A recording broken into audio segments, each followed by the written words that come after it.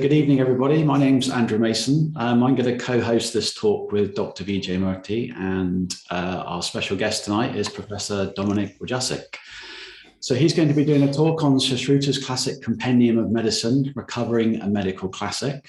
So I'm really excited about this. It's something I know, of the three books that we're all encouraged to study, it's the one I know least about, obviously because it's more surgical, and in the West we just don't get aspect to that. We don't get access to that so much. So I'm very interested to see what the professor has to say about this. So I think before we begin, Professor, could I just ask you to maybe give us a little bit of a background on yourself, how you got interested in this work, because it's that's for me is something really interesting. How did you actually discover Ayurveda, and what is it?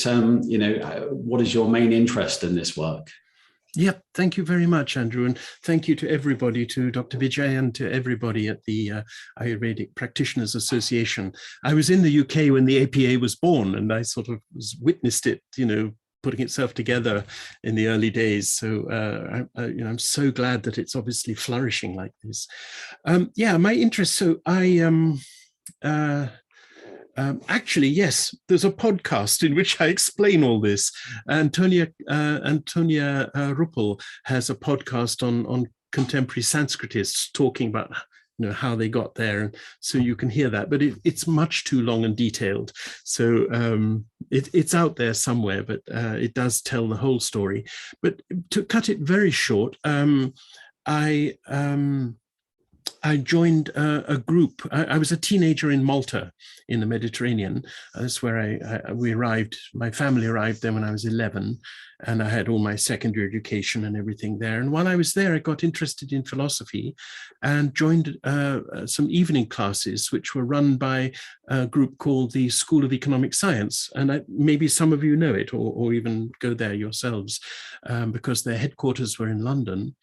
And this is all a very long time ago, and they got me interested in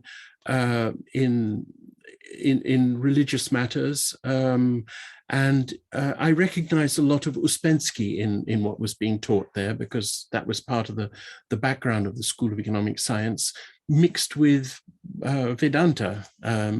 So I started reading Bhagavad Gita, Upanishads, and things, but all in translation. And then, fairly quickly, I began to realize that everybody's translation of the Upanishads was quite different, and same for everything I picked up. And also the school was promoting the idea of learning Sanskrit. And I then eventually went to a lecture. This was all when I was back in England, a lecture by somebody that really excited me. It was about Sanskrit grammar. And I thought, right, I'm going to do this if I can. And so I was doing a degree in another subject at the time. So I applied to go to university to do Sanskrit properly, just thought, right, I'm going to do it. And I never thought it would be a job, a lifetime. I just thought I'd like to take my hobby a little bit further. So I went to university, did a BA, and did well enough to go on to do a PhD. And then I was lucky enough to get a job at a library in London, which is called the Wellcome Library for the History of Medicine, which had got a very large collection of Sanskrit manuscripts. And they needed someone to tell them what they had, to catalogue it and start working on it. And so at first I was going there one day a week, and then it became a full-time job in 1984. And so I had been most interested in Sanskrit grammar. Some of you who've looked at Sanskrit literature a little bit may know the name Panini, who was this genius, this sort of Einstein figure for the study of language back in the 4th century BC. And that's what I'd done my doctoral work on, was basically the ancient tradition of linguistics and grammar. But then working at the Wellcome Library and being surrounded by a lot of professional medical historians and working in a medical history place, I started teaching some MA courses and doing some other work on medical history. So I've kind of got acculturated through working there. And then at a certain point, I really needed better material for my students.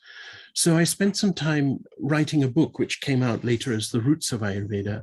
But doing that book was almost like a religious conversion for me. I suddenly got hooked on Ayurveda as a historical subject. I had always been a bit snooty about it. I'd always thought grammar, linguistics, Panini, that's the real stuff. But when I did that book, I realized that there's a huge amount of depth and cultural interest and many fascinating problems to be solved. So yeah, so that book for me was a turn. I mean, I did it for my students, but in the course of doing it, I actually thought, right, this is something I'm going to put my energy into in the foreseeable future. And so from then on, that's what I did. And that early involvement that I had with the School of Economic Science came to an end. I left that behind and eventually moved from London, first of all, over to University College London for 7 years, and then Vienna for 6 years, and then now for the last 7 years here in Canada. So I've been a bit, as many Sanskrit scholars are, rather peripatetic. So that's in a nutshell how I arrived at Ayurveda as a research subject. Okay. But it's something that came up in the conversation just before everybody joined this session, was that I really wanted to declare my hand, as it were, right at the beginning, and to tell everybody that I'm a historian of medicine. That's my kind of academic identity. And I'm not a practitioner of Ayurveda like all of you. And I admire what you do. I mean, helping people to feel better, to cure disease, that's one of the most important things you can do in the world. And I'm very acutely aware that I'm not doing it. I'm not a practitioner, but I am a historian. And I think that with Ayurveda, that's valid. But it gives me a kind of different angle on it, because I'm not in a clinic every day, and I'm not trying to use these therapies in my own work. I talk to a lot of practitioners and doctors about it, and that's been very fruitful. But I'm not a practitioner myself. So a very big thank you for all of you being willing to come and listen to somebody who's actually just doing the history and not the practice. But it's all an important part of the puzzle, isn't it? I mean, if you think, when I started learning Ayurveda, I didn't really have the inclination to read the classics as detailed as, say, you're doing. But now that I've kind of, as I've got a little bit older, I've got more interested in going back to the texts and rereading them and then trying to understand them better. So people like you kind of give us an inroad to go into these into more depth, or make it more approachable, definitely. Well, I hope so, and that's what I aim to do. If I can do that even a little bit, then I'm glad. Fantastic. So, would you like to sort of detail what you've been up to with your Suśruta translation? Absolutely, yes. I'm very excited about it, and I'm delighted to be able to share it with you. I can see some things in the chat. Yes, that I don't need to deal with that. I use Zoom in my own teaching, so I'm very used to kind of having to watch what my students say in the chat box. But today, I think I can just leave that to you. So let me try and share the screen. So there we go. And Vijay and Andrew, both of you, I can still see both of you, and Carolina too. So I hope you can see that big yellow thing saying Ayurveda and the Suśruta project. Yep. Yes. Okay. Then we're and sound is okay, I think, isn't it? Yes. Yeah. Fantastic. Then let's go. Okay. Basic question: what is Ayurveda? And we could spend the whole hour talking about this. It's deceptively simple question, but just to try it in a very simple way, Ayurveda is a traditional system of medicine from South Asia, and I'm saying South Asia because today India refers to a political entity which stops at the boundaries with Pakistan and with China and with Nepal and with Burma and with Sri Lanka. So it's surrounded by other countries. But if you wind the clock back and look at the past, India meant all of that. In the old days and in historical times, it basically meant everything around and the other side of the Indus Valley, of the Indus River. that's where the word Hindu and India comes from, is the name of that river. So everything, yeah, sorry. Since most of us here are practitioners, do you mind if I ask you certain questions which would be of great interest to practitioners from a historical perspective? Absolutely. When you say South Asia, like from your research of Ayurveda, history of Ayurveda, are you also kind of looking at China and Russia or certain Eastern blocks of Europe having to do anything to do with the development of Ayurveda, or are you talking about pre-colonial India as India, Sri Lanka, Bangladesh, Pakistan, Afghanistan, or like to what extent does it go towards the West is something which is an intriguing question that most of us ask, because there are parallels between Western herbalism and Ayurvedic concept. So would you have any insights on that? Yes. I mean, it's another subject really, and so there's a lot to be said about how Ayurveda, where it came from and where it spread to and when. So, but again, just very, very briefly, the point I've been making about South Asia is that I'm using the word South Asia to refer to a geographical entity. And in earlier times, before independence in 1947, it's basically it's what India was. India was just this big thing south of the Himalayas. So, and I don't want to get fussy about borders and to say, oh, well, but this was in Nepal or this was in Pakistan and all of that. That doesn't interest me so much, because mostly I'm talking about the deep past, when all of these modern political entities didn't exist in the same way. Talking about the spread of Ayurveda, I mean, in Charaka, in the Compendium of Charaka, he mentions the names of a number of physicians who are part of this group of sages who have conversations that lead to the formalization of Ayurveda. And at least one of them is from Balkh, which is, where is that now? In Tajikistan, I think. So you're quite into Bahli Kadesha is what? That's right. Yeah. So it's quite far north. And there is also reference. So he doesn't say he's getting medical opinions from there.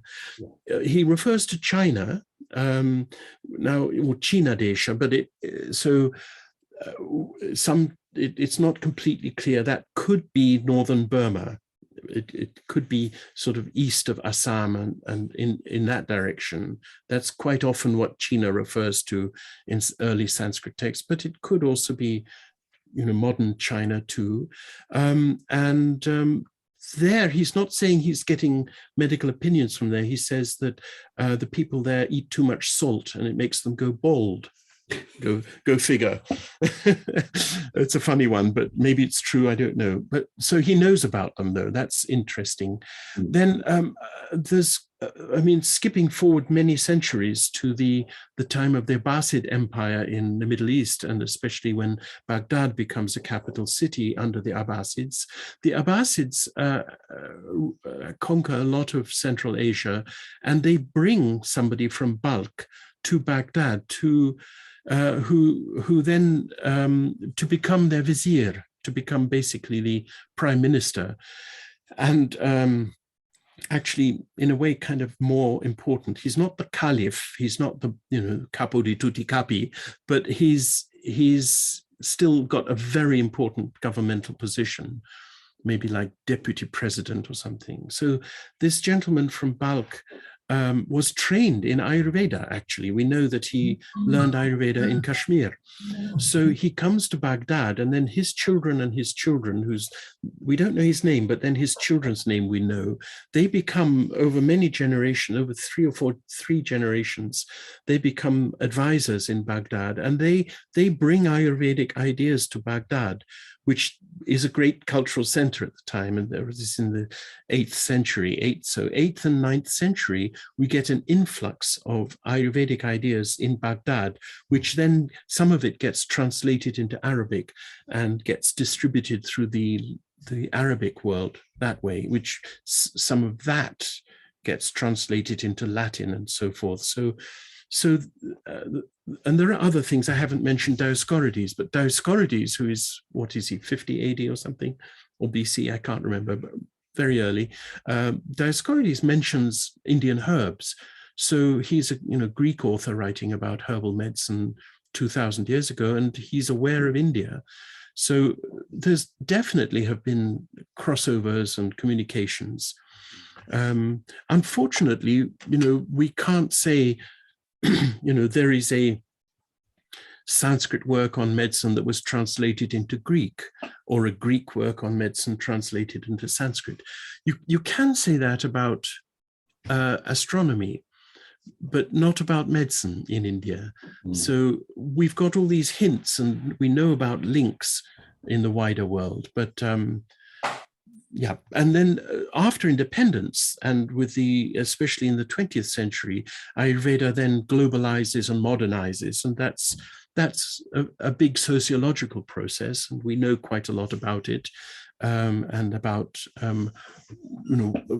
processes of modernization and globalization have quite a lot in common, whether it's in gymnastics or in art, in music, and modernization was a very major feature of the 20th century, with the moderns at around the time between the two wars, and artists like Picasso, whom we know about, and people who are challenging old ideas and inventing new forms and asking the question, what do they think they're doing? These are all processes of modernization, and a lot has been written about this, and Ayurveda participates in that, especially in the second half of the 20th century. But again, that's another big topic, and perhaps not one to explore in too much detail today. So Ayurveda is the medicine that was worked out and invented and practiced in South Asia, and from a very early time. Now, what you think about the roots of Ayurveda depends a little bit on your religious position. So if you are a practicing Hindu, then the Vedas are very important to you and are fundamental source of culture and religion and thought for India. And many Hindus will say that Ayurveda begins in the Vedas, and it's kind of there in the word as well, Ayurveda.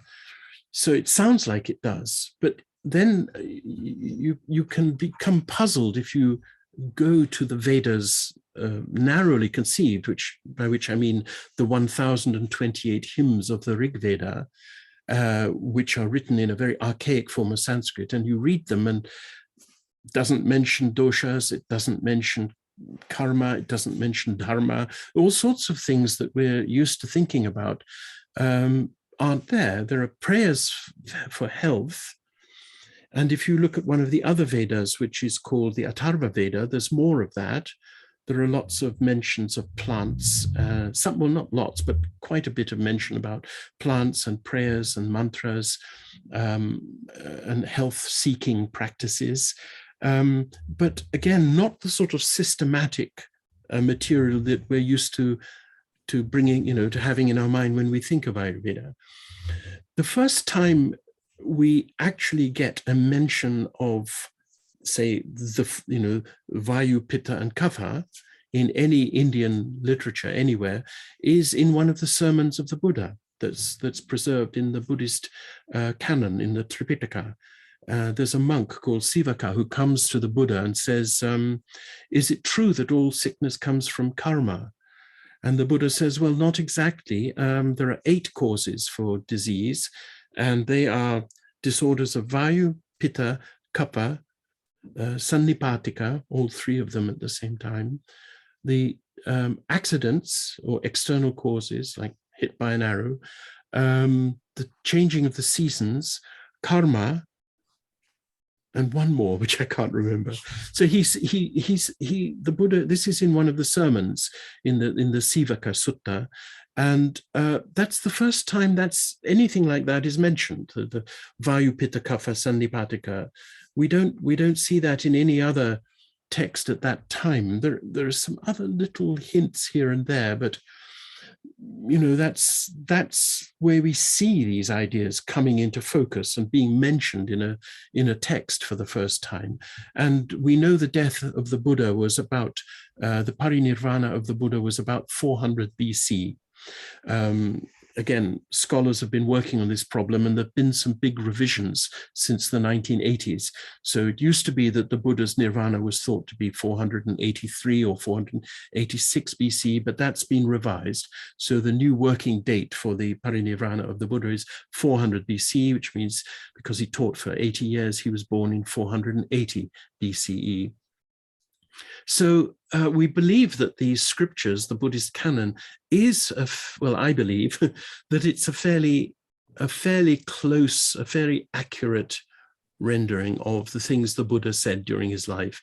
Again, this is a thing that scholars argue about.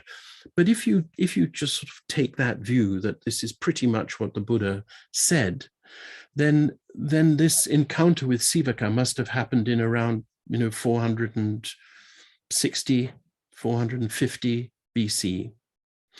So that's one fixed point for the beginning of these ideas.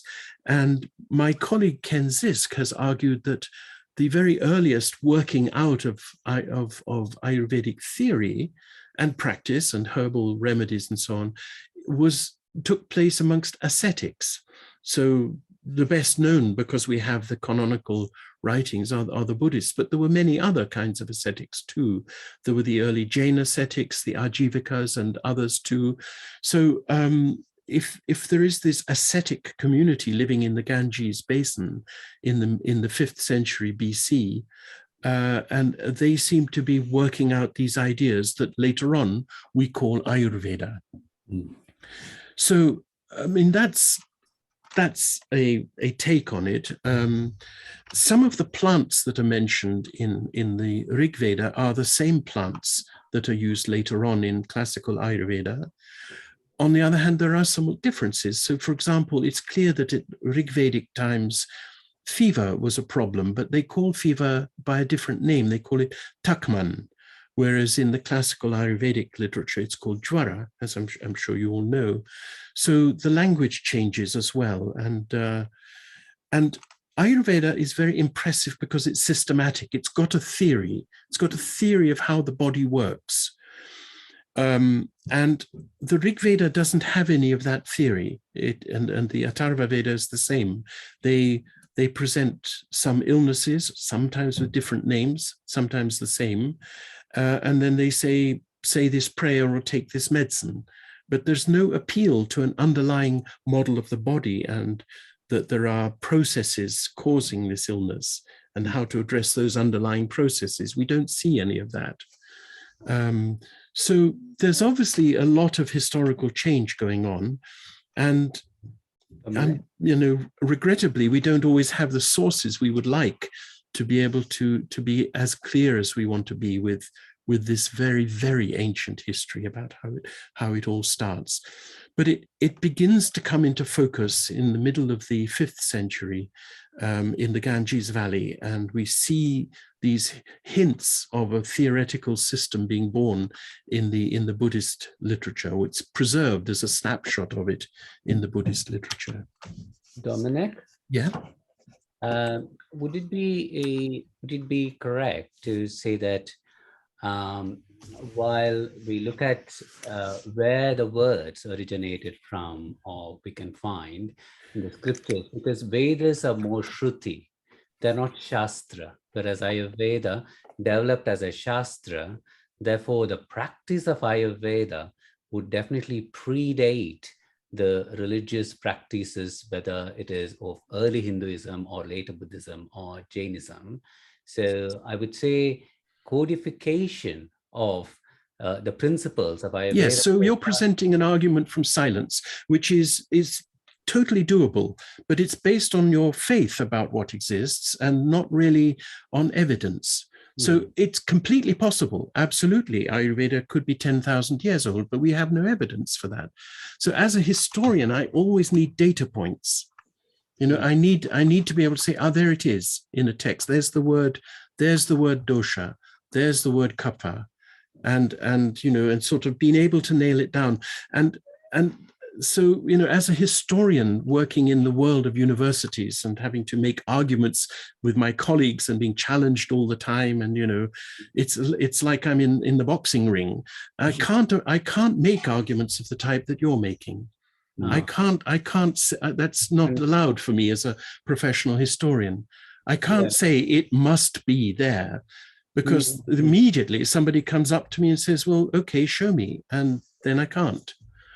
Yeah. It's a matter of faith. It's a matter of belief, and I'm not against it. I'm just saying that it won't stand up in a university, you know, in a competitive intellectual fray, which is what the universities are. You know, that these are places where everything you say gets challenged. So you know, I mean, just to toss something back, you know, you know, you'd have to ask. I mean, I would be asked this immediately if I put an argument such as yours. When is the distinction between Shruti and Shastra first invented? So who says that? Who said? So, you know, that's interesting because it's not ancient. You won't find such a distinction actually mentioned in the Rig Veda or any of the Vedas anywhere. So at some point, somebody in South Asia said, well, you know, we need to divide things up and think about some of our material is more important and more fundamental. Other stuff is more intellectual. Somebody does that, you know, it doesn't happen by itself. So if you're going to make an argument based on the distinction between Shruti and Smriti, then you need to know more about that distinction itself, when it came, when people started talking in those terms and dividing up the canon that way. Yeah. Yeah. You know, there's a thing academics talk about, which is, you know, the creation of or canonization. You know, it happens in all traditions, in Islam, in Christianity, and in all world traditions, and not just religious traditions, but in intellectual and scientific traditions and so on, that after some time people decide that this is important and this is not. This is part of our tradition and this is not going to be part of our tradition. I mean, if you talk about modern physics, you know, people refer constantly to Einstein, and they don't refer to Lorentz, but Lorentz did a lot of the same work and a lot of it at the same time. And I mean, people who dig into physics, they know this, they know, but in terms of, you know, the images we work with and what gets published in newspapers and, you know, sort of general knowledge, trivial pursuits, it's Einstein. He's part of the canon. He, you know, invented quantum mechanics. He invented relativity. He's like this giant figure, but, you know, that's something that, that evolved over the few years after his publications in 1905, 1915, and so on. And then as time passes, more and more attention gets paid to that figure and less to other figures. And eventually you have, you know, somebody does a book for Oxford called A Very Short Introduction to Physics. And it talks about Einstein and not about Lorentz. I mean, I haven't read it, so it probably does talk about Lorentz, but do you see what I mean? A canon is, you know, this way of carving up the cake, and what we decide is important, has its own history, has its own evolution. Sure. I say this because, you know, the mention of krimis, kakeruka, makeruka, paishacha, all of these, which are described in the Vimanasthana Taraka Samhita, are directly borrowed from Atharva Veda. So, yes. So a lot of the description of diseases and causes of it are from Atharva Veda. So I'm just kind of offering the context as to how, all of this is so much more complex than when we It's think very about complex, and you're quite right to point to that overlap. And as I said, there are plants and whose names are taken over from one tradition to another, which you would expect, since this is all going on in one geographical area. So you would expect folk traditions to be involved as well, that people say, that's good for a headache. And we do see some of that in the Ayurvedic literature too.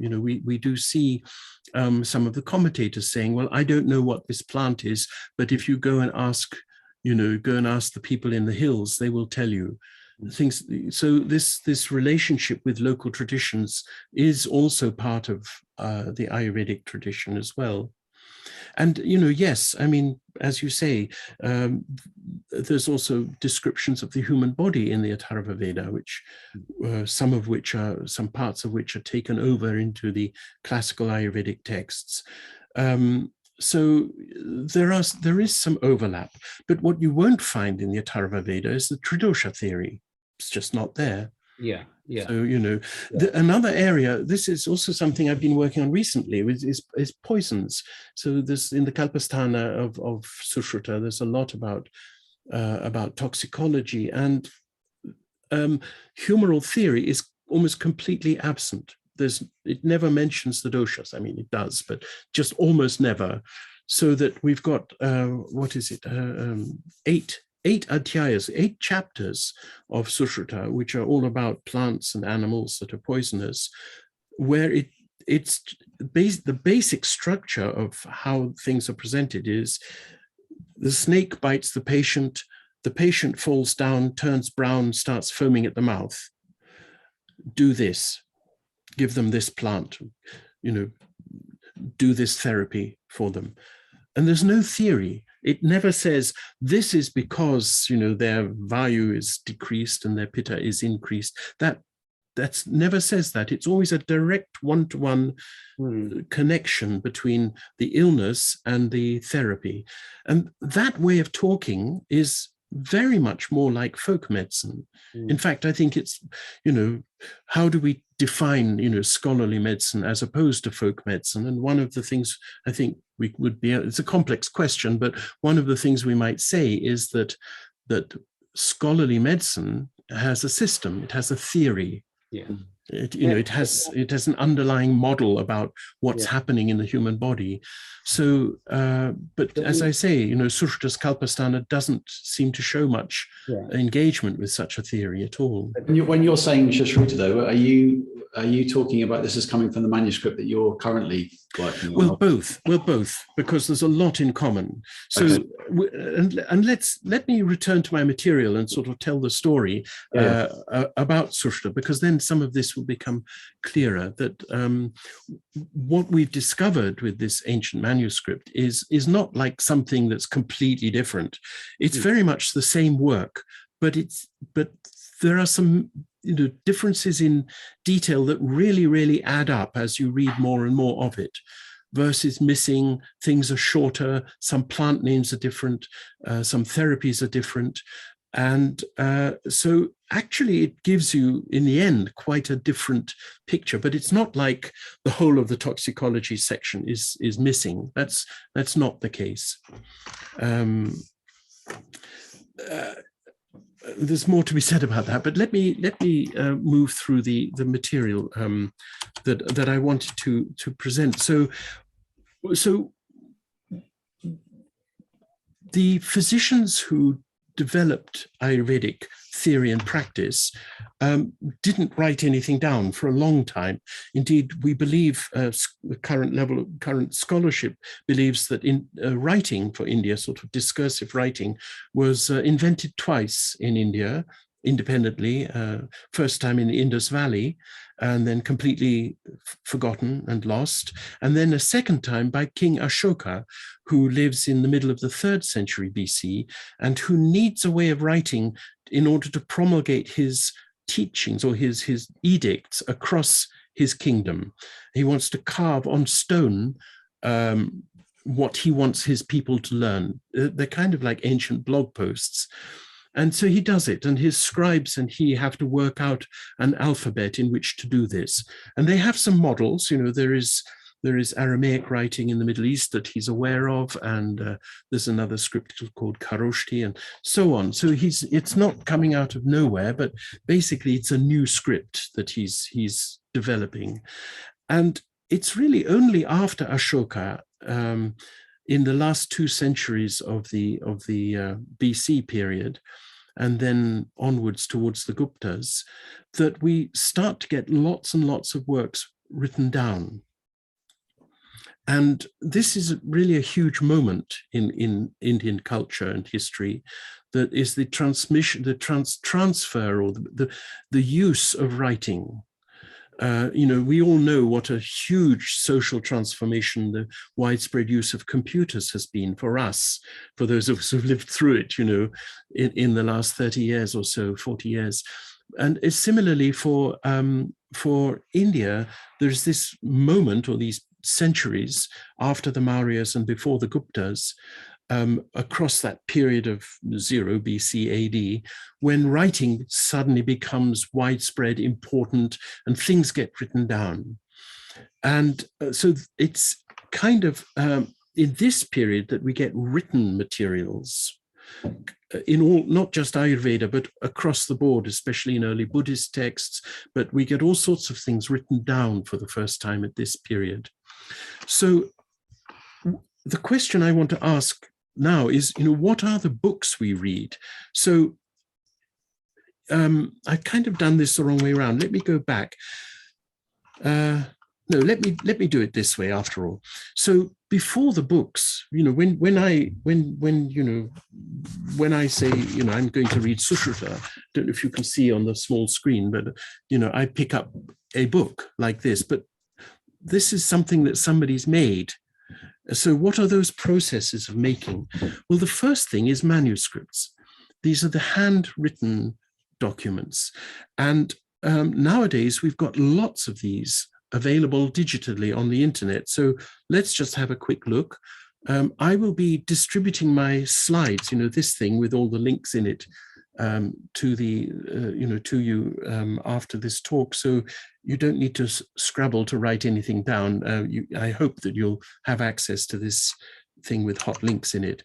So I just did a quick search, literally, for the word Sanskrit manuscript at archive.org. And what does it say? 3,454, just with that search. And if I just pick one of them, right, this is obviously in somebody's modern handwriting on machine-made paper. So that's great, but that's obviously some sort of 20th century product, which is fine. Let's look at something here. I'm looking completely at random. And here's something that looks a bit older. Atha Shivarahasya Navamangsa Prarambha Shri Shivaya Namaha. So this is in praise of Shiva and the secret of Shiva. And there's the text beginning, Shri Ganeshaya Namaha, I bow to Lord Ganesha, and off we go with the text. And then normally you would read it like that. You'd read that, then you'll turn it over, and then that's on the back. And that's the end of a chapter, and that's the beginning of a new chapter. This is what Skanda said. And then that's the back of the leaf. So the typical format is it's wider than it is high. This is written in the Devanagari script, but there are a number of other scripts that are used. So these are old handwritten documents.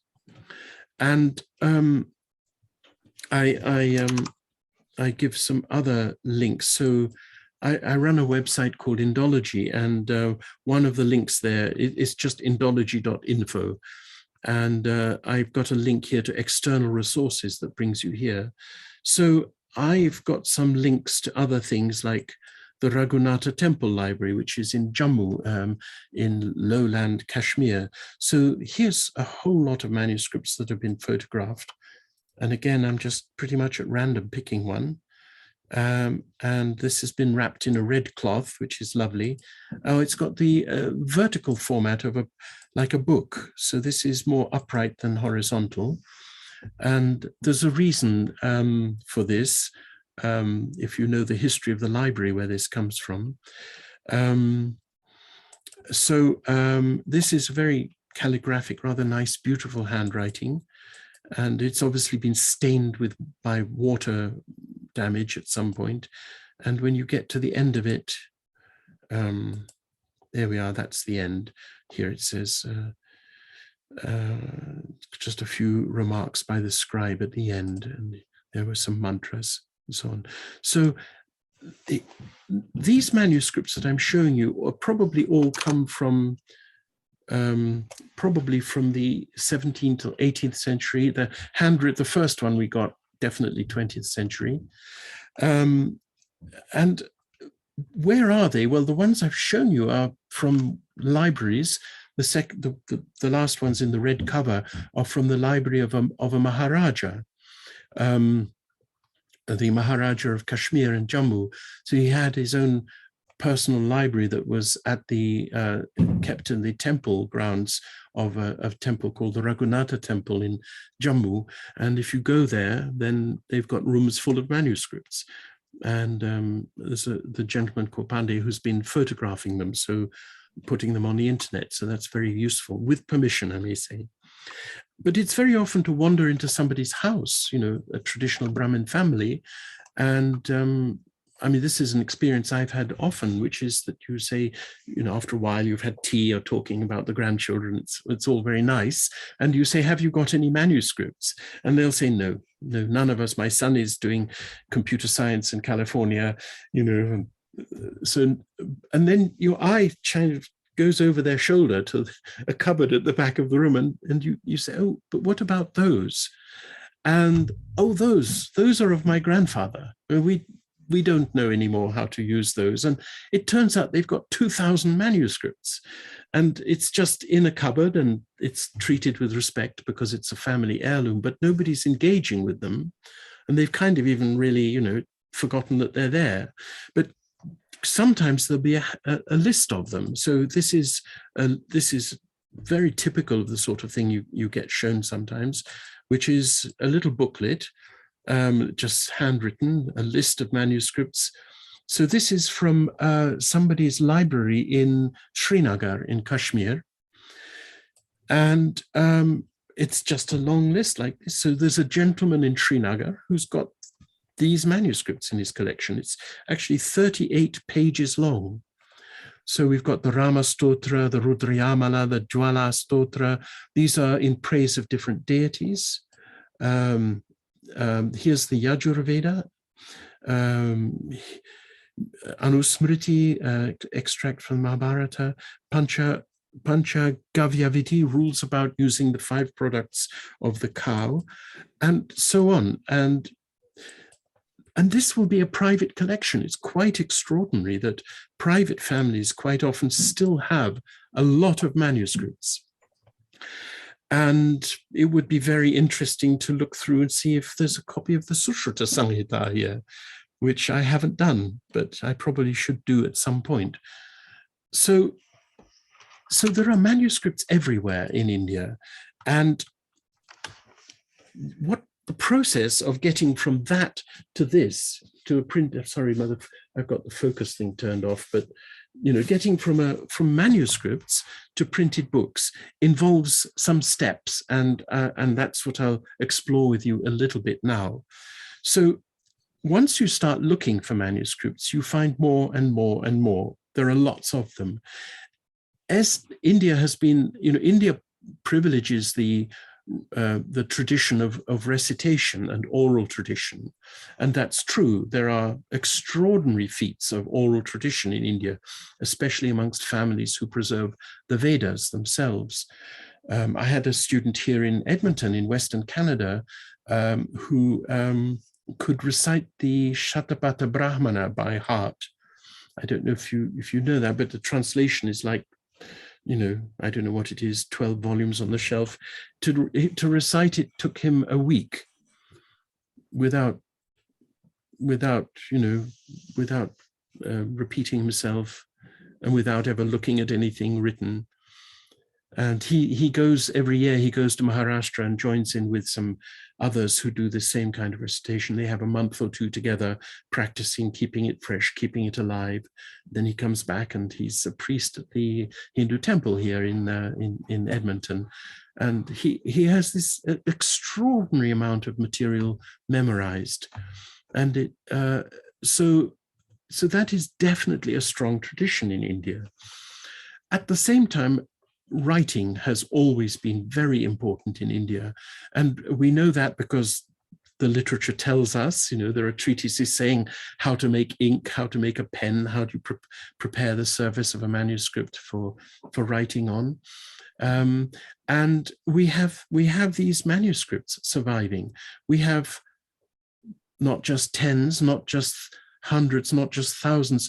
We have millions of Sanskrit manuscripts surviving today, almost all of them in India, a small number by percentage outside India. In Britain, I think there are something, in the United Kingdom, there's something like 30,000 Sanskrit manuscripts. So it's not counting Hindi, Gujarati, Tamil, and other languages. That's a lot. That's a lot. Similarly, in probably the country that has big collections is Germany, which has a similar number, about 30,000 spread across libraries across Germany, especially in places like Tübingen, Göttingen, and Berlin. Berlin has big collections. In Britain, it's the usual suspects: Oxford, Cambridge, London, and Edinburgh. Other big collections, especially London. Bloomsbury has got extraordinary, just that square mile of Bloomsbury. It's very, very rich collections of Indian manuscripts. But if you then go to a library like the Bhandarkar Institute in Pune, where I did quite a lot of my doctoral work, they've got 300,000 manuscripts. I mean, that's 10 times what you have in Britain. And that's just one of the half dozen major libraries in that city. That's not counting the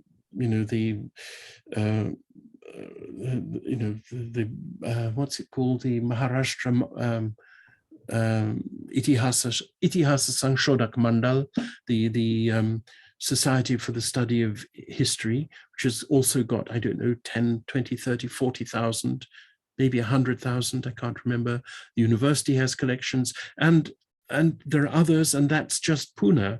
And then there's Bombay and Calcutta and Delhi and Trivandrum and Tanjavur, Mysore, Tirupati. All of these cities have got huge collections, hundreds of thousands of manuscripts. So, and the Indian government, it's only in the last 10 years or so that the Indian government has really taken on an engagement with this. They launched a new government body called the National Mission for Manuscripts, which is a bit like the British National Archives, if you like, although there is an older National Archives in India too, but it only dealt basically with colonial documents, not with old Indian documents. So there's a lot of data out there. And if you say collect all of the copies of Suśruta that you can, what you'll find is, or of any text, Bhagavad Gita, anything, you'll find that every manuscript is a little bit different. These are all handwritten documents, handed down over years by families, copied out by scribes who were paid to do the copying. This all precedes printing. And so people make mistakes, and it's like a huge game of Chinese whispers. So eventually, I don't know why I put that there, but so I'll come back to that. So here we've got a colleague of mine, Philip Maas, who's now working in Leipzig in Germany. We worked together for a while in Vienna. And so he did this tree compared all of the similarities and differences for all of the manuscripts of the Charaka Samhita, which is a different classic work. So each of these, A, D, C, and so on, usually the letter stands for a city name. So Jammu, probably, maybe that's Chandigarh, that's Udaipur, that's Jaipur, that's probably, I don't know what J is. And so that's V is probably Varanasi. and so on. So you have all of these. So each of these leaves on the end of a twig of the tree is a manuscript. So what it means is that if you sit down and read J3 and J1, they're pretty similar, very similar to each other and really different from all of the others. So they belong together on this little tree. Those two are quite similar to this bunch, this top bunch, P2, A, and so on, round to JP1. So that bunch are all similar to each other, and that bunch have got some differences from this bunch. Are we okay? but that whole tree, you know, starting from where I'm pointing, that's rather different from every other bit of this collection. So you can get software to do this for you nowadays. That's where this diagram comes from. You can put all of your similarities and differences into a great big thing like a spreadsheet and give it to a computer and say, draw me a tree, and it produces this.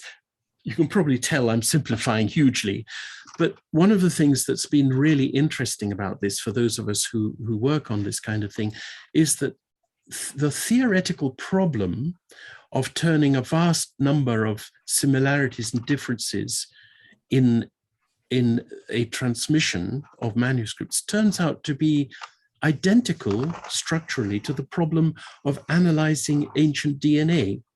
Well, not just ancient, any DNA. So nowadays, as you know, we're in the middle of a genetic revolution with the decipherment of the human genome, and 20 years ago, whenever it was, and all the developments since then. And these guys are really well funded, and they've got lots of computer labs, and they can write all the software that can analyze all the similarities and differences between different species, the DNA of different species. What's the difference between a horse and a donkey, and an onagar, and all the other things. So you can put all of that in a certain format and into a computer program, and it will draw you a diagram of relationships. And we are using, in my field, we are using that software to analyze the relationships between manuscripts. But can I just absolutely. What's the sort of age range that we're talking about in here? So what would be the kind of oldest manuscripts that you'd have access to, and the most not? I mean, you say you're looking at this diagram here. So how many of them are from the same era, and what kind of distances separate them? Absolutely. So India is a hostile environment for manuscripts because of insects and monsoons, and things like mold and white ants, termites that love to eat manuscripts and so on. So we saw some manuscript wrapped up in red cloth earlier. That's because traditionally red is thought to repel insects. And there are other things that people do as well with neem leaves and so on, but people have known that manuscripts are vulnerable. For years, so a manuscript typically, so one of my teachers told me that, who knew more than I will ever know about manuscripts, he said he thought the average life of a manuscript in India was probably something like 200 to 300 years, maybe veering a bit more towards the 200. So that's not long in the scheme of things. So there was a very well-established wide practice of people copying manuscripts. So when a manuscript got a bit old, you'd hire a guy from the village and say, come along, I'll give you, 20 rupees, please copy this out because my old one is getting a bit hard to read. So there was actually a special caste of people who did this work, the kayasthas, who traditionally were copyists, manuscript copyists, and there were thousands and thousands of people doing this. So every few hundred years, at different start and end points, the generation of new manuscripts was going on. So it was a living process, the production of manuscripts. And the old manuscript might be put on a shelf at the back and might survive, might still be there, might begin to go to pieces. There might be an infestation, an earthquake, and suddenly there are rats everywhere, and they might eat the manuscripts as part of the damage they were doing. So So if you draw a graph, as I've done, of the number of dated manuscripts, that means at the end of the manuscript, the scribe says, my name is Devadatta, and I'm sitting on the west bank of the Ganges in the year so-and-so, so-and-so, and this is the end of my manuscript. And you get such a statement in about 15% of manuscripts. So given that there are a lot of manuscripts, you get quite a lot of those. So that's called the colophon statement, which is sort of like a title page, but it's so where the scribe gives you the date, and if you count them and plot how many of them and what dates they are, you get this huge bulge at around 1830. And that's shockingly recent. I mean, I remember when I first did this, I was really, what? We're used to thinking and being told, Sanskrit literature is thousands of years old and so on. And then you suddenly find most manuscripts are from 1830. There's a huge peak at that time. So you then have to think, what does that mean? Well, why does the graph of frequency fall off at the front and the back of that graph? And at the front, what happens in the later 19th century is the impact of printing. I mean, printing has been going on for a long time in Europe and other places, and even in India since the 16th century. But the printing of books of Sanskrit really gets going in the second half from about 1850 onwards. And it replaces the hand copying of manuscripts. And all of these kayasthas, all of these traditional scribes, start to get employed as clerks in the civil service and so forth. So the whole sociological picture of reading and writing and who are the people who do it and all of that all changes very dramatically at the end of the 19th century. And printed works take over, and nobody is copying the manuscripts anymore. And that means that the manuscripts we've got today, like these ones I've been showing you, the ones that are in libraries today, this is the last generation of manuscripts we'll ever have. Nobody's doing that anymore. There are no more copyists, really. It doesn't exist as a profession anymore. Everybody thinks, well, why don't we scan it or digitize it or take photos or just throw it in the river, which happens a lot, regrettably. So that kind of explains why there aren't lots and lots of manuscripts from the late 19th and early 20th centuries up to the present, because printing has taken over. And the period before 1830, you get a rather slower tailing off. And that, of course, is, as I said, monsoons, mice, and just time, the effect of time on paper, the physical falling apart of these objects, these physical objects. Some paper starts to be used in India around 1500. Before that, the main writing surface was palm leaves. So palm leaf manuscripts tend to be older. And weirdly, palm leaf, if treated at least reasonably right, can be much, much more durable than paper. So we do actually have some very old palm leaves, including the one we're talking about today. So some of the oldest manuscripts are not in fact on paper, but on palm leaf. And there are a couple of other materials that were used. And one of them is birch bark. So you've probably seen birch trees where the bark is peeling off. Well, especially Kashmir was a famous center for making a writing surface. It's not paper, it's birch bark, but making, square cut pieces that are glued and smoothed and ready for writing. And that was exported to northern India and also the other way to Central Asia as a writing material.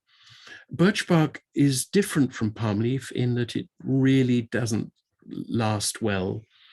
And we've got birch bark manuscripts, and they're often very fragile. And so fragile, some of them, that if you turn a page, immediately bits fall off. And a lot of the libraries that have them, the British Library and other big major sort of national libraries, really don't like to let users have them because the conservators go crazy, and they don't know how to conserve them yet. I mean, encapsulation, putting each leaf into a little plastic folder, that should be material that doesn't generate static electricity.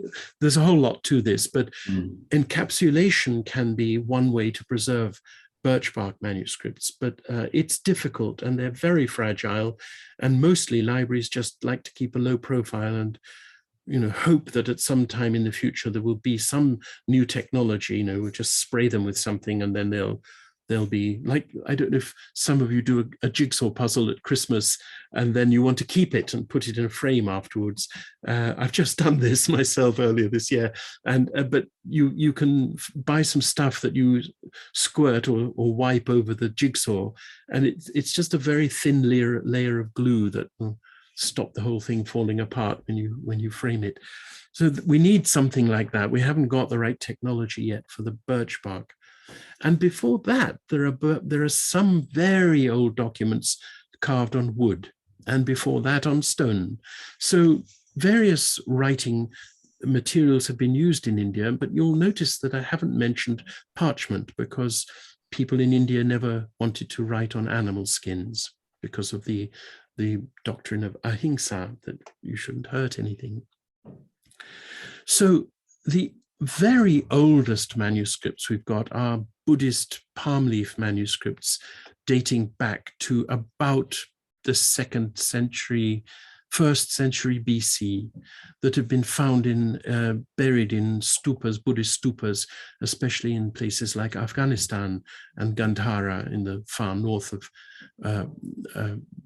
Pakistan or the south of Afghanistan. But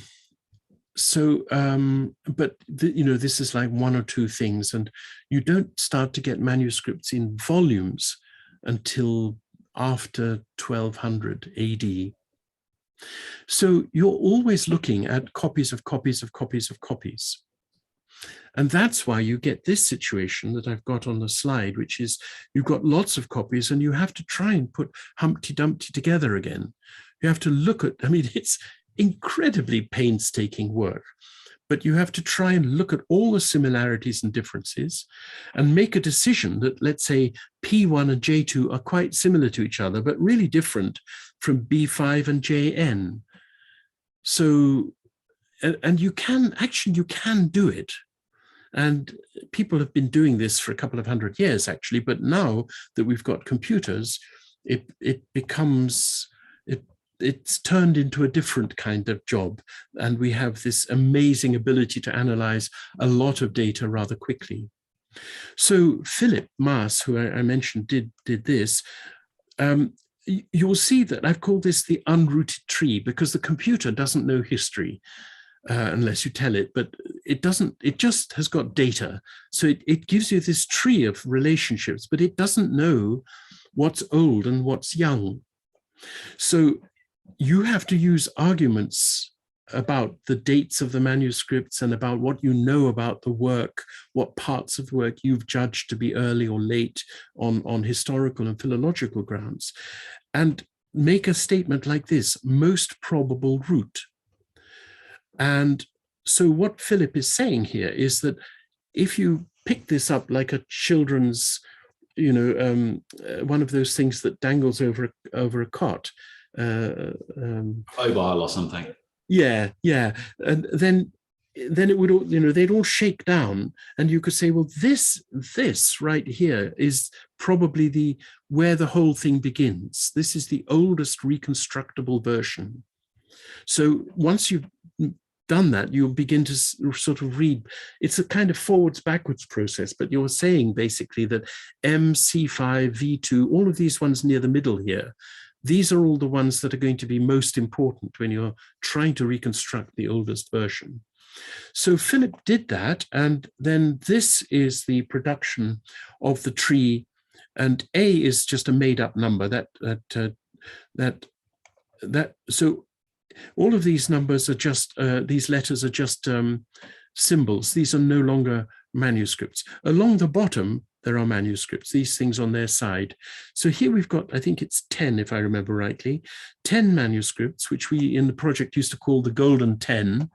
So this is from Kashmir, this is Pune, this I can't remember, that's Bombay, that's Alwar, I think, that's, I can't remember, and so on, Jaipur, Chandigarh. So these 10 manuscripts summarize to a probability level of something like 99.9% all of this information.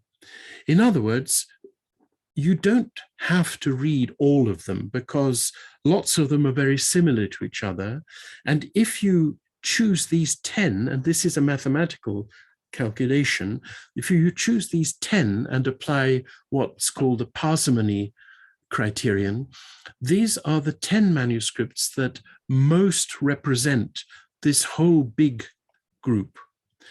And they clump together so that these 4 give you K, which stands in fact for Kashmir. So these 4 manuscripts transmit a version of the Charaka Samhita that seems to have been preserved mostly in Kashmir. And these 6 manuscripts on the right give you 2 subgroups, Z and S, but broadly speaking, they are an Eastern group, preserved mostly, well, you can't always say where they come from because manuscripts move around, but this seems to be a group that is something to do with mostly with Bengal, but anyway, northeastern India. And that the Kashmir and the Eastern are a little bit different from each other. And one can actually see that in the transmission, but they must both originally have come from one single source, which we call A. And by looking carefully at K and E, perhaps you can reconstruct the oldest recoverable version of Charaka. So this is the kind of work you have to do if you're gathering manuscripts and trying to put Humpty Dumpty together again. And what you get out of all of this in the end is a book. So the most famous editions of the Suśruta Samhita are those of Acharya, or Trikamji Acharya. He did 3 editions in his lifetime, and they got better and better. And let's just have a look at the last one, 1938. So this is it, and this is a scan from there we are, 1938, printed in Bombay, and here it is. So you can read through it. This is the introduction, but if you jump forward into the middle, here's the text. This is the Suśruta Samhita. Let me blow it up a little bit. So this is the Sanskrit text of Suśruta, and here in the smaller print is the commentator, a medieval commentator called Dalhana, who lived in the 12th century. So this is the ancient work, and this is a later explanation and discussion of it from within the tradition itself. So let's look at what Acharya did to make his books. Yes, so just a couple of points. Every manuscript is different, a little bit different, and sorting out this is what we call critical editing, looking at all the data, finding the relationships between everything, and working out what the oldest version must have been. And that's what the Suśruta project is doing. Where there was something else I wanted to show you. Maybe not. Okay. So our project is doing this for Suśruta. Yes, sorry, I do know that this is what I wanted to show you. So here we have, I'm sorry, my slides are not I changed my mind about how I wanted to present this, and I didn't have time to change the slides. So these 3 editions, 1531 and 1938, when he did the first edition, Trikamji Acharya, who was an extraordinarily learned scholar, brilliant man, living and working in Mumbai, he had 3 manuscripts to work from. Now there are 225 something manuscripts of Suśruta surviving. So he looked at 3. That's a tiny fraction of the surviving evidence. But it was what he could do. And if you read his introduction, he tells you very frankly, what he's doing. And it's very often it's manuscripts that come to him from his friends. So he would have written to someone in Bombay and said, I know you've got a collection of manuscripts. Do you have a Suśruta? And he got one from here, one from there, and I think one from Pune. And on the basis of that, he read the work, made the best version he could. He didn't use any of these techniques about comparing and drawing trees and all of that. He did what we call today a Pandit edition, which is the best he could, knowing Ayurveda really well and doing his best with the manuscripts he could get his hands on. By 1931, he'd had the chance to look at 9 manuscripts, so another 6. And then in 1938, he got another 3. So he expanded his evidence base to 9, 10, 11, 12, 13, 14, 15 manuscripts. Actually, they're not all manuscripts. Some of them are printed books. So I can't remember how I recorded this, but number 9 here and number 3 here, I think are both printed books, not manuscripts. Now, the other thing is there are 1, 2, 3, 4, 5, 6 sections in the Suśruta Samhita, and not every manuscript had every section. So, for example, his very first manuscript didn't have the Chikitsasthana or the Uttara Tantra. The Uttara Tantra is half the work in terms of length. All of these first 5 are the same length as the 6th. The Uttara Tantra is huge. So, and he didn't have it. He did have it in manuscripts 2 and 3, but they didn't have the Kalpasthana, which is all about poisons. They were missing that, and they were actually missing almost everything else.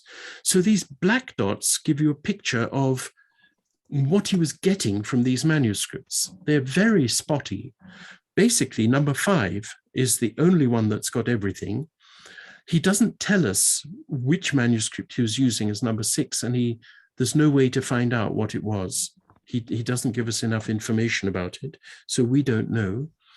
The empty circle is print. So he was looking at other people's printed books. They're mostly editions printed in Calcutta, and he was taking that into account. Here's number 1 in 1938. It's pretty good. It's got nearly everything, but none of his 1938 manuscripts have got the Uttara Tantra. So you would expect that what he prints in 1938 will be the same as what he printed in 1931 for that part of the book. Okay, so out of all of these 200 and something surviving manuscripts, Trikamji's editions, which are the basis for every edition you have ever seen, everybody uses Trikamji because they're so good. They're in good Sanskrit, they're beautifully printed, and because of the printing industry in India, which just reprints and reprints and reprints and reprints. So if you go into a bookshop and say, give me the Sanskrit of the Suśruta Samhita, it's a 90% chance that this is what you'll get. A modern reprint, I mean, I've got one, this I think it's 2004. It's just reprinted again and again. This is 2002. It's my Charaka, that's 2004. But I mean, it's been reprinted probably 10 times since this. This is what everybody's using today. And you can see here, the evidence on which it's based is slim. Wow. And all the manuscripts that he's using are from Bombay and from his friends in Maharashtra as well. He begins a little bit to look at some more things here in the right.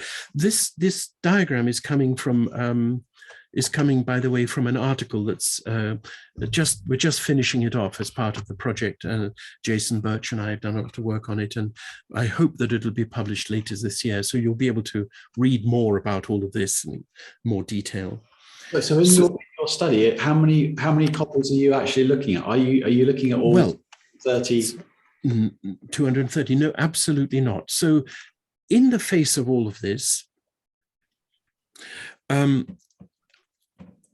what happened is that in 2007, a couple of scholars who'd been working on a collection in Nepal, in fact, not in India, but in Kathmandu, discovered a manuscript that dated from 878 AD. Now, you've heard me talk about the dates of these things and how so much has been lost and how it's, 200 years and all of that stuff. And suddenly there's a manuscript there that's 1,000 years older than everything else. And here's a picture of it. There we are. You've probably seen snippets of it, but it's a palm leaf manuscript. That's just one leaf. I'm just now skipping through the leaves. We've got 288 folios. So when I became aware of this, here they all are, scrolling down, there's a slightly lighter photograph there. When I became aware of this, I had to decide about the art of the possible. Collecting 230 manuscripts and transcribing them and working out their relationships needs to be done, but I can't do it. And I can't get the money to pay for it to happen. I applied to I applied to the British Research Fund, British government's Humanities Research Council for this grant, maybe 5 or 10 years ago, and they said no. They just said they didn't think it was worth doing. Once I got here to Canada, I had an opportunity to apply again, and I got a grant from the Canadian government. So hooray for the Canadians. Who thought this was important and worth doing. And what I could do was to charm everybody with and I'm not being false about this, it's completely true, with the idea of this ancient manuscript. This is 1,000-year-old manuscript. So what we are doing in our project is to have laser focus on this old manuscript, because,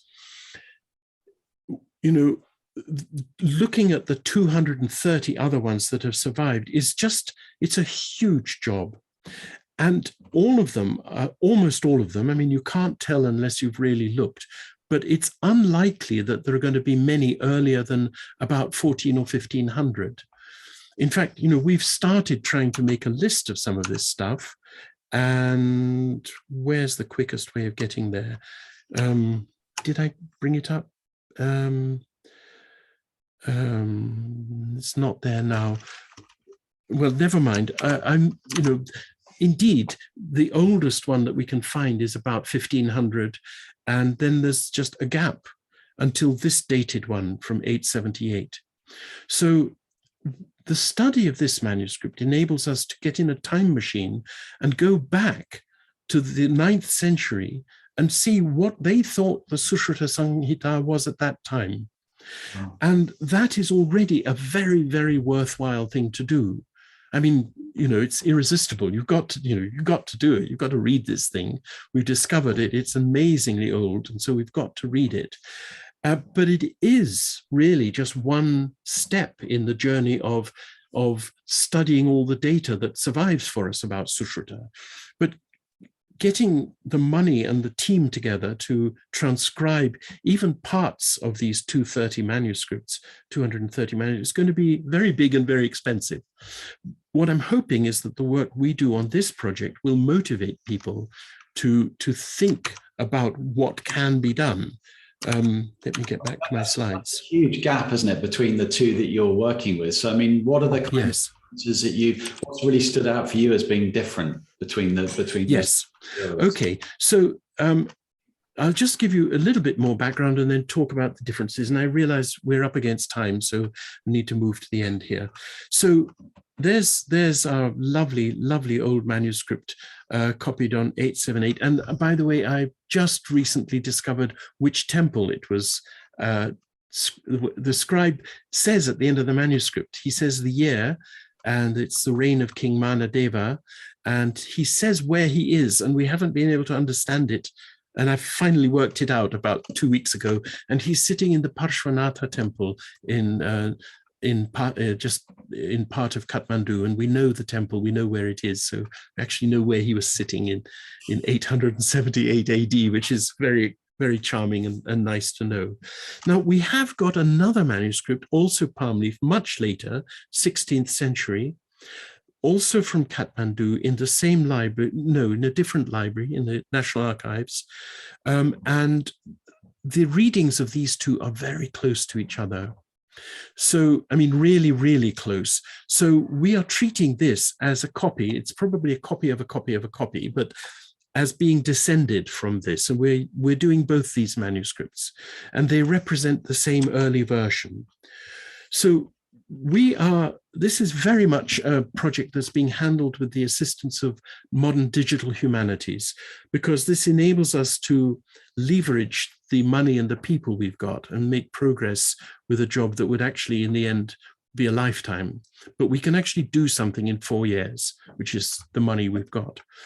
We're transcribing the manuscripts. So I have a team of guys, some of them here and some of my graduate students, and mostly in India, who are reading through these and typing them out. It's just manual work, typing. Well, it's actually not just manual, it's quite demanding. You have to be able to read these old alphabets, and there's all sorts, there's quite a lot to it, but they're doing that. So it's being typed out. And we're typing it out using a set of conventions that have been internationally recognized and worked out since the late 1980s, early 90s, called the Text Encoding Guidelines. And this is important because by using this way of encoding stuff, you have to decide how you're going to keep it. Are you going to type it into Microsoft Word, or what are you going to do? So we're typing using this system, which is just a way of encoding things. Like, if there's a bit you can't read, you put angled brackets and you say before it unclear, and then afterwards you say /end unclear, or just /unclear. Actually, the slash means end. So just that. So it sounds terribly simple, but you have to use a system. So we're using the text encoding guidelines, and these have been going now for several decades, and there's a lot of software that now works on text if they are encoded using this system. And we're doing that. So we are using a system called Saktum IVA, which, if you click on this link, it takes you to the website, which here it is, which is a platform for producing and publishing critical editions. This enables us to get everything we're doing and compare all the versions. So let's go to very quickly look at where it is. Where's Wujastyk and where's Suśruta? And let's go to the beginning of the text, the Sutrasthana and our provisional edition. So here is the text of what we think the Nepalese version in the 9th century was. And here are all our witnesses. This is the printed editions of 1938 and 31 that we've been talking about, which we've also typed out. This is the old, beautiful old 878 manuscript. This is one we're not sure the date of, but between K and H, which is the second manuscript you saw.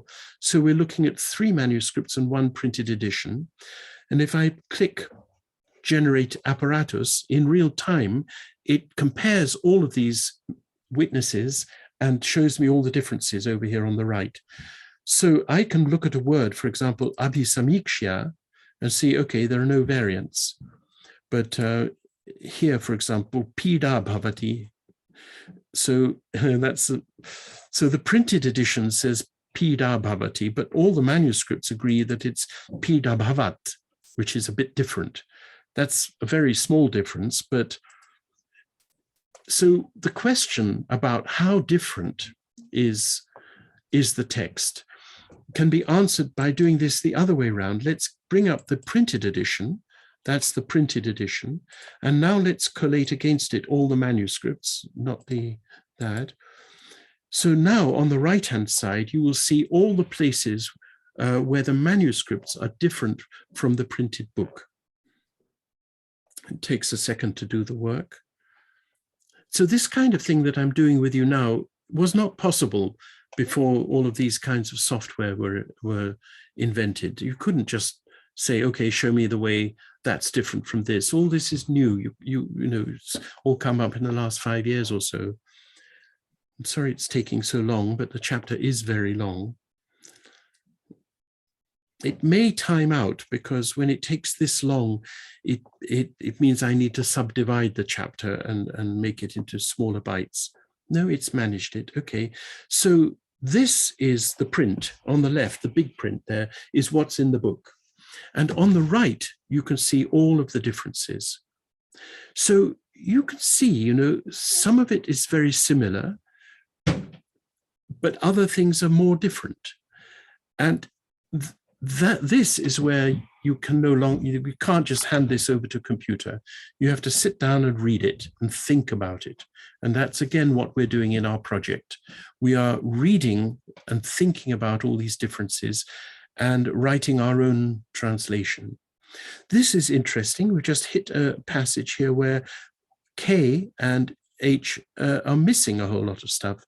So all of this, a lot of this stuff from here down is missing. It's not there. This is in the printed book, but it's not in any of these old manuscripts. So then we have to think, what is he saying? And who put it there? When did it get put in? So let me skip now to some of our final discoveries. Now, I know we're in the last few minutes, but one of the first things, and we've published a short article about this, is if we go back to the beginning here, and I don't know if any of you have read some of Suśruta. Every single chapter, and there are 120 chapters in the first 5 parts, and then something similar in the Uttara Tantra. Everyone begins, now I shall begin the chapter on so-and-so. So, Ata ato vedot patimadhyayam vyakyasyama. Now we shall describe the chapter about the origins in the Veda. So that's great, and that's what it says. And over here, there's no argument from the manuscripts. The next thing that the text says is, Yatovacha Bhagavan Dhanvantari, as Lord Dhanvantari explained, as he said. K, N, H, omit. They don't have that. The manuscripts don't have what Acharya printed in 1938, actually 1915, 1931, and 1938. And if you pick up any printed version of Suśruta, it will always have this as the second statement at the beginning of every single chapter, right through the work, saying, as was declared by Lord Dhanvantari. And we all know this. Dhanvantari is the god of medicine, and we know this. But if you wind back to 1,000 years ago, they didn't have that in the manuscripts. None of the manuscripts have got it. We've got 3 manuscripts as witnesses for this part of the text, but if you go on to other adhyayas, later on we're down to 2. Here it is again. Here we've got, because we don't have manuscript N for for chapters 32 and later. So now we're down to 2, our old manuscript, 2 oldest manuscripts. And again, Yatovacha Bhagavan Dhanvantari is omitted by the manuscripts. So we've written an article about this, about what we think happened, and how it is that the Suśruta text, all of it, is no longer given to us by Dhanvantari. It's given to us by Divodasa, who is the king of Benares. And again, we've known this because it's kind of in there in the printed work that, and the difference between Dhanvantari and Divodasa and quite who did what and so on has always been a little confused. But in this old tradition coming from 1,000 years ago, Dhanvantari is almost absent in the text. He's there, but only in a chapter in the Kalpasthana. And we think we know what happened and how this happened, but you have to read our article to find out that. So that's like huge. It means that the text is differently framed. Instead of being framed as the teaching of Dhanvantari, it's now framed as the teaching of Divodasa. And somebody in the last 1,000 years put Dhanvantari into the picture. They decided this needed to be the teaching of Dhanvantari. And that's one of the questions we may be able to answer when we look at all the other 230 manuscripts. We may be able to see when that happened. At the moment, we've got 1,000 years. We don't know when it happened. The second big finding so far is that the commentator, you remember the small print in the printed book, Dalhana in the 12th century. So Dalhana knows about the Nepalese edition, and he tells us in his commentary, some people think the text says this and other people don't. So in the 12th century, probably Mathura, is where he lived. We've got a commentator who's aware of our old Nepalese text, and he's telling us that, you know, he's aware of it and keeps quoting bits that are the same as our manuscript. And mostly he doesn't like it. Mostly he goes with other manuscripts. And therefore we think that, in fact, the version we're dealing with is maybe at least partly constructed by Dalana in the 12th century, the version that's printed nowadays.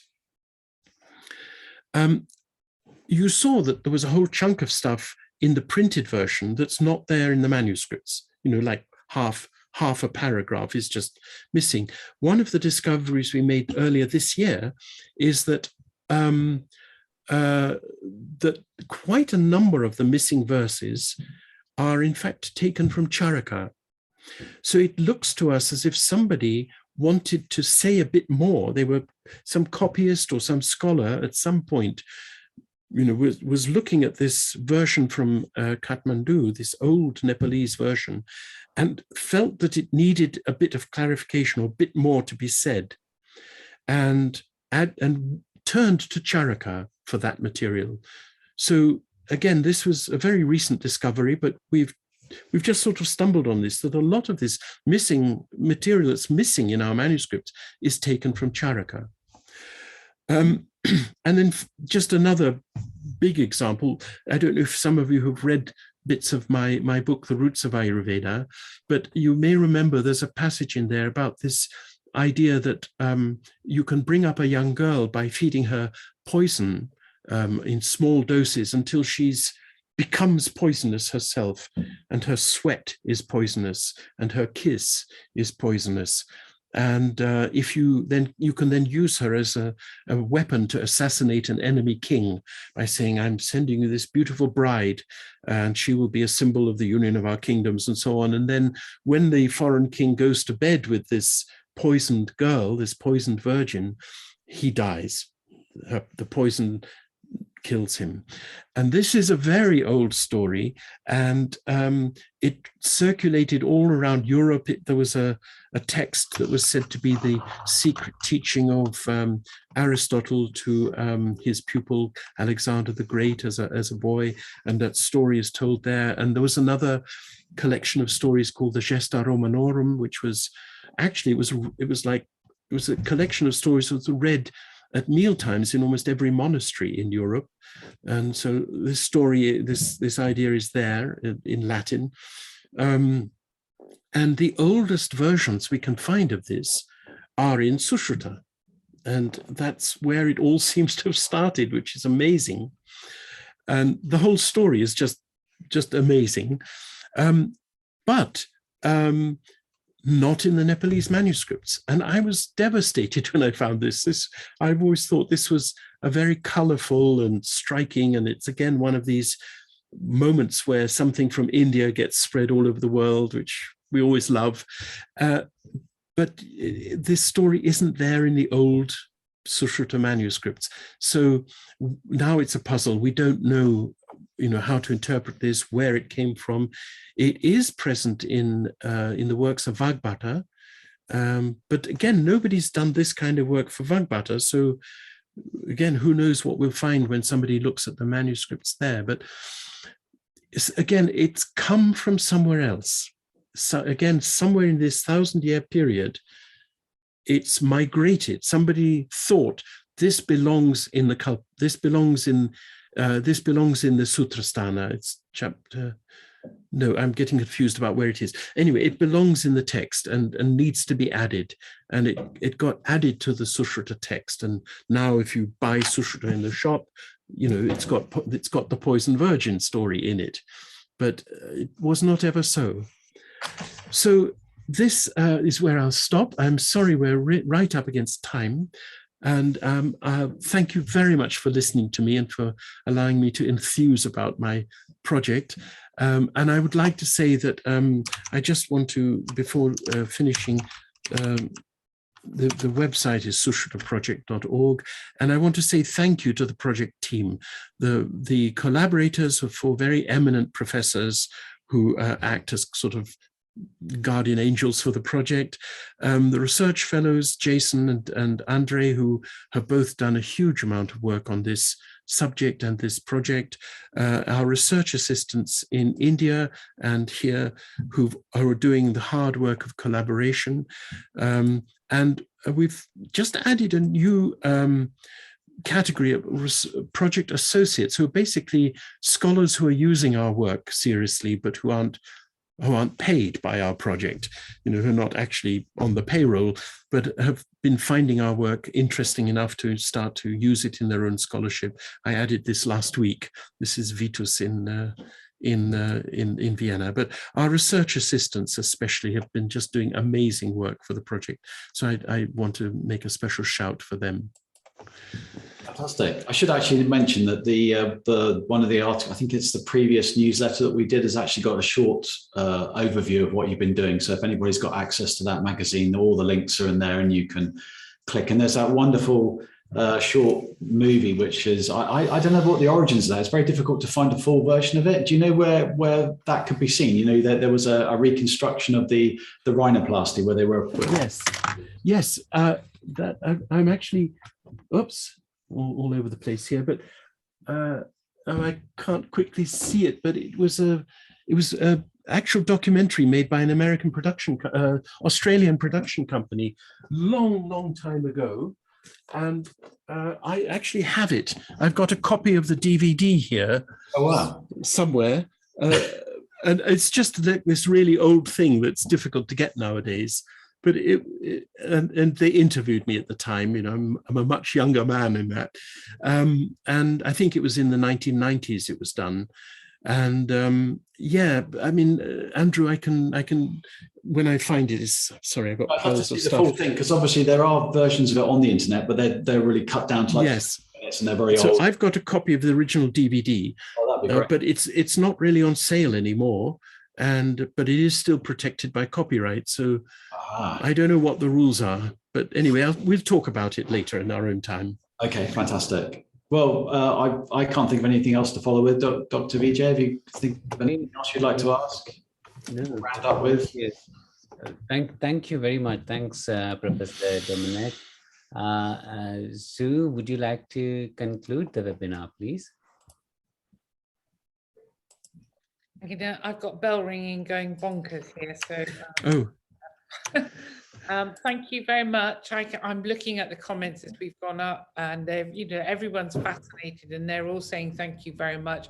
If we'd had more time, we could have asked questions because people are asking, but it's always the way, isn't it? But I think it is, and I'm sorry. That's my fault for going on for too long. I'm very sorry. It's fine because everyone's saying that's fascinating and great. So I think everyone's got something from this, and we're really grateful that you came on. And it's a completely different type of lecture for us, as you said at the beginning. But that's what we like to do is different things. So this gives us more of an overview from the past. So I think it gives everyone something to think about. So yeah, we're all very grateful to you. Thank you very much, and thank you, Andrew. Well, I'm really grateful to you for inviting me, and thank you, Andrew and Vijay and Sue and all of you for giving me a platform to talk with your members. Everything in this project, this is something I'm really keen on. Everything is public and available. So we have seminar meetings every week, and transcription is going on all the time. I added a new adhyaya just this morning from Harshal, who's working in Baroda.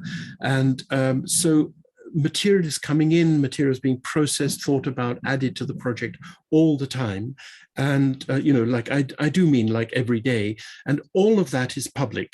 Whatever we're doing, it's all on GitHub or on our project website. The project website is really the best starting point, but everything is out there and everything is open access. So from the day we do it, and that means that it's all available to everybody. Of course, it's difficult to use because it's specialized material. But if anybody wants to see, wants to check, what does the Nepalese manuscript say about this particular shloka somewhere, you can find it. Whatever we've done, it's all there. Okay, well, we'll put the link in our next newsletter, Andrew, won't we? So that Yeah, will do. have a look. So that'll be a good reminder. So thank you for letting us know about that. And we'll get it out to our members. Thank you very much. Something Vijay asked me to say just before we unplug: learn Sanskrit.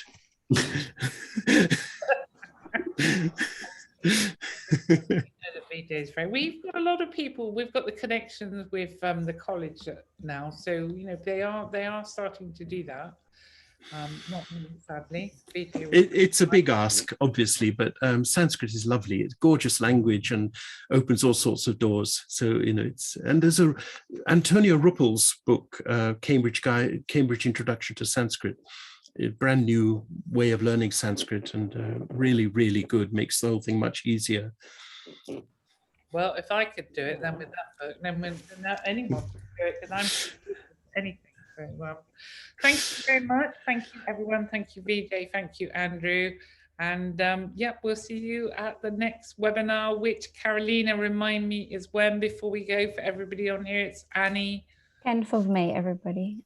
With Annie, and it's the healing with flowers. Yeah. Okay. Thank you, everyone. Have a good evening. Thank you again. Bye-bye. Bye-bye.